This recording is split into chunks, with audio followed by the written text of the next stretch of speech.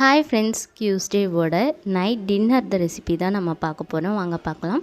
இந்த கொழுக்கட்டைலாம் வந்துட்டு விநாயகர் சதுர்த்தி டயத்தில் தான் ரொம்ப ஃபேமஸாக போயிட்டுருக்கும்.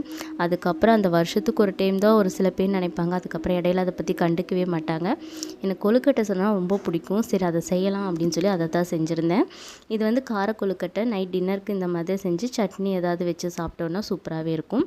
அதுக்கு வந்துட்டு என்ன பண்ணியிருந்தேன்னு பார்த்தீங்கன்னா, ஒரு வடைச்சட்டியில் எண்ணெய் ஊற்றி கடுகு, கருவேப்பிலை, அதுக்கப்புறம் வந்துட்டு வெங்காயம், மிளகா இதெல்லாமே போட்டு நல்லா வதக்கிட்டு தண்ணி ஊற்றி நல்லா கொதிக்க வச்சு அரிசி மாவு வந்து அதில் போட்டு மிக்ஸ் பண்ணி எடுத்துட்டேன்.